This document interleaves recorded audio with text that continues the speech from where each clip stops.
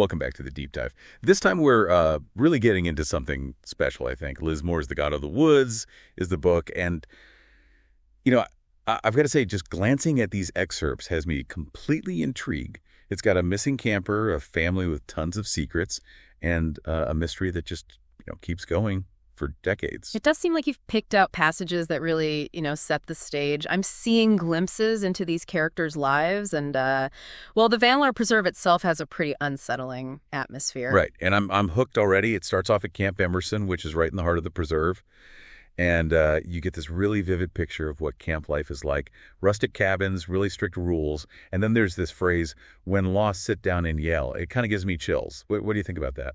It is interesting, isn't it? I mean, it seems like a simple instruction at first for safety, but the way it just keeps coming up all over camp almost makes it sinister. It's almost like it's foreshadowing.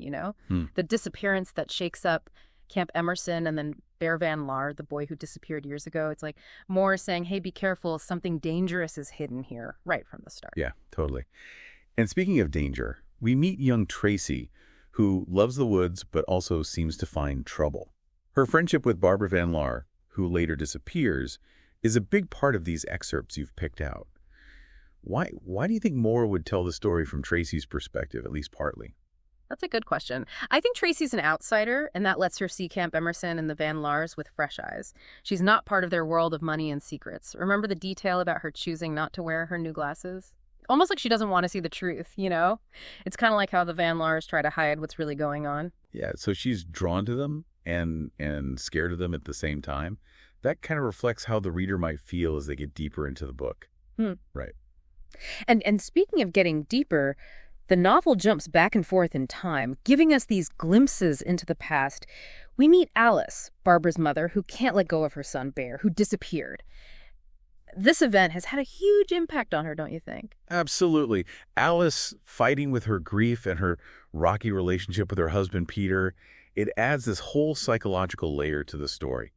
You get this feeling that no one at the Van Laar Preserve is being completely honest, like they've all got secrets they're trying to keep hidden and they could blow everything apart. You're right. Even those characters who don't seem that important, like T.J. Hewitt, the camp director, or Lee Towson, this mysterious figure from Luz's past, feels like they're all hiding something. It's like Moore's dropping clues on purpose, daring us to figure out who to trust. Kind of reminds me of Agatha Christie, where everyone's a suspect. Do you think that makes the story more engaging? I think it definitely adds to the suspense. Moore is so good at weaving these threads together and creating this atmosphere of unease and anticipation. The reader is constantly questioning motives, trying to piece together the puzzle along with the characters. Even the setting becomes like a character, Yeah.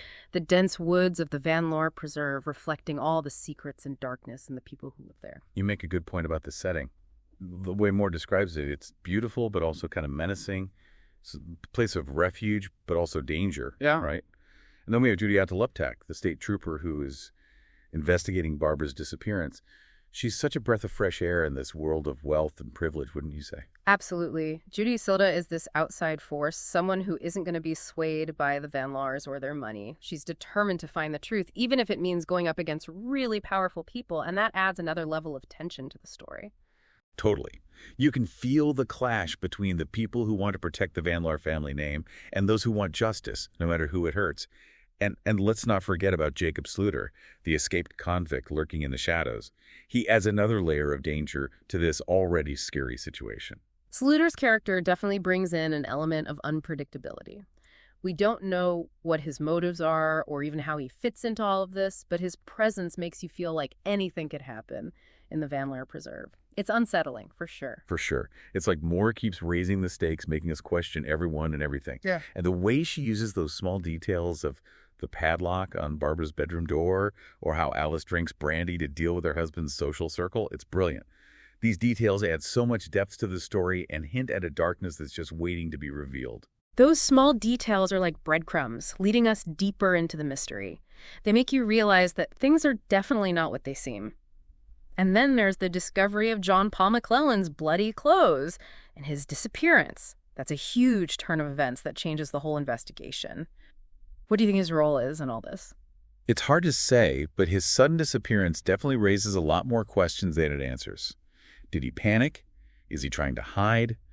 Or is something more sinister going on? These excerpts have me on the edge of my seat.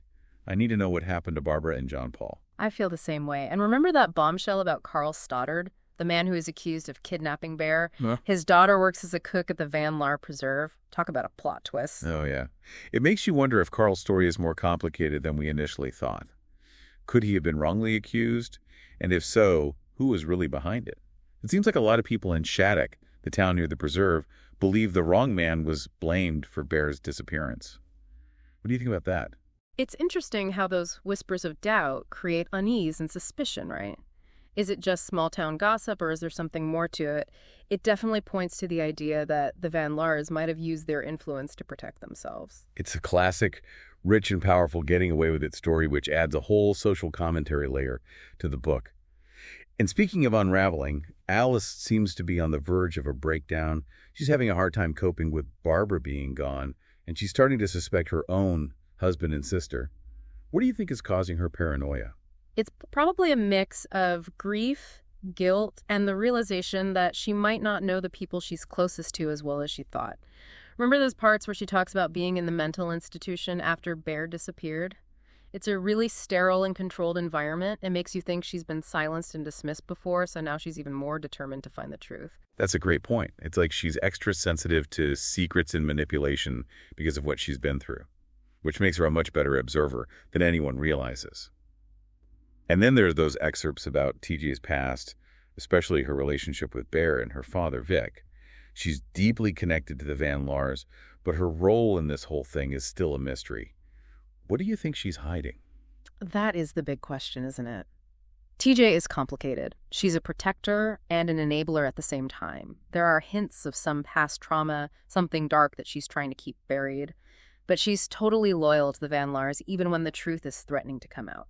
And that detail about TJ taking Tracy to find the dead squirrel during the survival trip, it feels like it's more than just a random thing, right? Absolutely. It's a creepy image for sure, and it might be a symbol of the violence and death that are getting closer to everyone.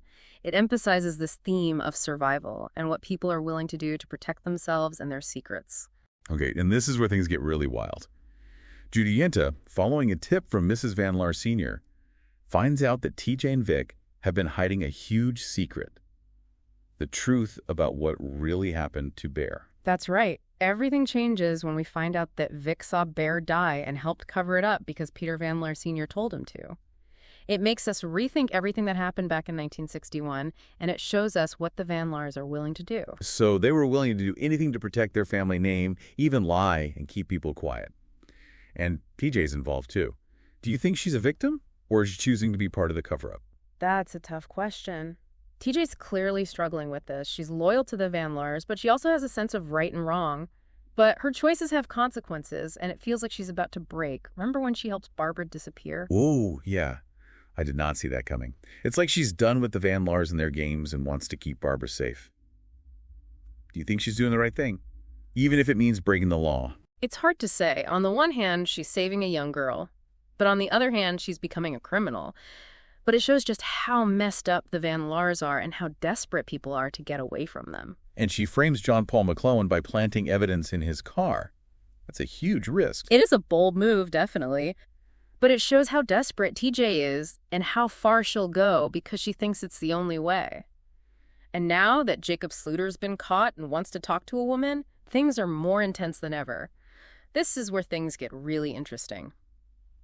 So we're back. And, as we get further into this, it really strikes me how the author uses these two disappearances, Bear's in the past and Barbara's now, to show how the truth can be hidden, sometimes for generations. Does that resonate with you at all? Oh, absolutely. It makes you think about what secrets might be hiding in our own families, right? Yeah. And the more we learn about the Van Laars, the more it seems like their whole lives are built on lies and cover-ups. Exactly. And this idea of the family being built on something really shaky comes through even more when we learn about Alice's past, especially her arranged marriage to Peter and her time in that mental institution. Yeah, that part was really disturbing.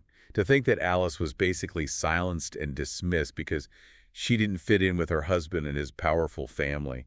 It's a scary example of how women were treated back then. You're right. Alice's story shows the power dynamics in their marriage and how society just shut women up. It makes you wonder how much of her breakdown was real and how much was because of Van Laars controlling her. It's like they're gaslighting her, making her doubt her own sanity. And then there's a relationship with her sister, Delphine. It's full of tension and things they don't say to each other. Do you think Delphine is part of the Van Laar schemes, or is she another one of their victims? Good question. Delphine is interesting. She seems like a free spirit, but there's also sadness there and a feeling that she's trapped in her own way. Remember those parts where Alice sees Delphine and Peter exchanging looks? It feels like there's something more going on between them than just brother-in-law and sister-in-law. You think maybe they're having an affair? Wow, that would add a whole other level of messiness to the Van Laar family drama. It definitely suggests there might be cheating and hidden motives going on, which makes the Van Laars seem less perfect than they pretend to be. And speaking of hidden motives, those scenes with Carl Stoddard, the man accused of kidnapping Bear, are really sad. We see him struggling with guilt and being labeled a criminal while he's trying to protect his daughter, Marcy, who works at the preserve. It's heartbreaking to see how the community has shut Carl out, like he can't escape his past. It makes you think about justice and how society treats people who've been accused of crimes, even after they've served their time. I agree. Carl's perspective is so different from the privilege and power of the Van Laars. He represents those who are pushed aside, the ones no one listens to, the ones who often get blamed and forgotten. And it's ironic that he's the one who gives a crucial clue about where John Paul McClellan might be. It's like he's trying to make up for his past by helping find the truth about Barbara. Makes you wonder if he sees himself in Barbara, another innocent person who might be caught up in the Van Laar's web of lies. That's a good insight. It shows how all the characters are connected and how their lives are intertwined, even if they don't realize it. And speaking of being connected, those excerpts about T.J. Hewitt's childhood and her relationship with her father, Vic, tell us so much. Right. We see her growing up at the Van Laar Preserve, her connection to the land, and how loyal she is to the family. But there's also a darkness there. Like she and her father are carrying these secrets together. Yeah, like they're both trapped in the Van Laar's world by loyalty and fear. And it's really sad how Moore describes Vic losing his memory.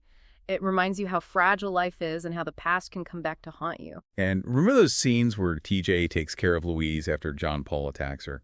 It's like she sees something of herself in Louise, someone who understands the Van Laar family's secrets and the danger they bring. That's an interesting point. Their relationship is unexpected but really strong. They come from such different worlds, but they find comfort in each other, sharing their burdens and supporting each other in a world that feels pretty hostile. It shows that even in the darkest situations, connecting with other people can give you hope and strength. And it's that shared desire to escape the Van Laars that leads TJ to help Barbara disappear. It's a really bold move, but it makes you question whether she's doing the right thing. Exactly. Is it okay to break the law to protect someone? What will happen because of what she's done? These are the questions Moore makes us think about as the story goes on. And now Judy Kita's trying to find Jacob Sluter and TJ Hewitt, so the tension keeps building. The excerpts keep us guessing, trying to figure out who will be held responsible for all the secrets and crimes that have been happening at the Van Laar Preserve for so long. It's like a pressure cooker about to explode. Exactly. And that's what makes The God of the Woods so hard to put down. Moore combines mystery, suspense, and social commentary perfectly to create a story that makes you think and keeps you hooked. I agree. And with so many questions left unanswered and the fate of so many characters still hanging in the balance, I can't wait to see what happens in the final part of our deep dive. Okay, so here we are in the final part of our deep dive, and it really feels like the walls are closing in on everyone at the Van Laar Preserve. Yeah, the tension is so thick you could cut it with a knife. It's like all these different pieces, the past, the present, all these characters, they're all heading towards some kind of showdown. Exactly. And in all this chaos, we see Judy Audita, the state trooper. She's like a beacon of strength and determination. Remember those parts where she talks about growing up working class and being one of the first female state troopers? Yeah, those were powerful. You really get a sense of how tough she is and all the obstacles she's had to overcome. She's not intimidated by the Van Laars or their money at all. She wants justice, and she won't let powerful people get away with anything. Why do you think Judy Lander is such a strong character? I think it's because she's so dedicated to the truth and to fairness, even when it seems impossible. She's not afraid to question authority or to speak truth to power. And her relationship with Denny Hayes, her more experienced partner, is another interesting element. Oh, yeah, totally. The way they go back and forth makes the investigation feel more real. They don't always agree, but they respect each other's opinions and work together to find the truth. And the way they handle all the red tape and politics of the police force adds another layer to the story. For sure. Denny's frustration with his bosses, especially Captain La Rochelle, Shows how hard it is to get justice in a system that can be really slow and resistant to change. But even with all that, Judith Yosh's determination never wavers. Remember when she tells Denny about the tip she got from Mrs. Van Laar Sr. about Peter Van Laar Sr. maybe being involved in Bear's disappearance? Yeah, that's when their partnership really changes. Denny starts to trust Judy Acu's gut feelings and see the bigger picture, even though he was skeptical at first. And her interview with Bob Alcott, the history teacher who saw what happened to Bear, was a huge revelation. Mr. Alcott's story definitely makes it seem more likely that Peter Van Laar Sr. covered everything up to save his family's reputation. It shows how fear and power can make people stay silent and keep the truth hidden for years. It's scary to think that someone could get away with something so awful for so long. And then there's that scene with Carl Stoddard where he accidentally shoots his wife Marianne because he's paranoid and thinks she's someone else. It's just heartbreaking. That scene really shows how much damage the Van Laars have done. Their secrets and lies create this atmosphere of fear and suspicion, and innocent people get hurt because of it. It reminds you that even people who aren't directly involved in the main story can be deeply affected by the choices of those in power. But even in the middle of that tragedy, Marianne's love for Carl and how she still protects him even after he hurts her is incredibly moving. It speaks to the power of love and forgiveness even when you're going through unimaginable pain. And her comment about the carved bear they found near the trail maybe being connected to Bear's disappearance gives a little bit of hope to the investigation. Right. It suggests that even in the darkest times, truth and justice might still win out. And what Carl says about Bear being afraid of his grandfather adds more weight to the idea that Peter Van Laar Sr. is guilty. Absolutely. It makes him seem like someone who would do anything to protect his family and his own image. And then there's that really creepy phone call between Judy Cadeta and Jacob Sluter. The way he just casually says Barbara's name, even though the police haven't released it, is chilling. I got goosebumps when I read that. It makes you think Sluter has connections or knows things he shouldn't. It adds a whole new level of mystery and danger. What do you think he's trying to do? Help? Or just use the situation to his advantage? That's the question that keeps us hooked. His demand to be taken to the spot where he says he saw Barbara is both fascinating and scary. Is he taking them to her, or is this a trap? And then in the middle of all this, we see Louise going back to her childhood home, trying to understand her past and where she's going in life. When she clears out all her academic awards from her bedroom, it feels symbolic, like she's letting go of who she thought she was and ready for something new. I agree. It's a moment of self-discovery, realizing you have to let go of your old self to become who you're really supposed to be. And Lee Towson, showing up unexpectedly, adds another layer of emotion. They both feel disillusioned and want to escape the world they know, and that creates a strong connection between them. It shows that even when things are really bad, connecting with other people can bring you comfort and hope. And their decision to go west together to start over suggests that even after all the pain and difficulty, healing and redemption are still possible. Wow, this deep dive into the God of the Woods has been an emotional roller coaster. We talked about family, loyalty, betrayal, and how the past never really goes away. It's a story that forces us to think about tough questions about justice, taking responsibility, and the choices we make when we're in impossible situations. Moore is an amazing storyteller, and her characters are so complex. This is a book that'll stick with us long after we're done reading it. If you haven't read The God of the Woods yet, you really should. It's a mystery that will keep you guessing until the very end. And that wraps up our deep dive for today. We hope you enjoyed exploring Liz Moore's amazing book with us. Until next time, keep reading, keep thinking, and keep turning those pages.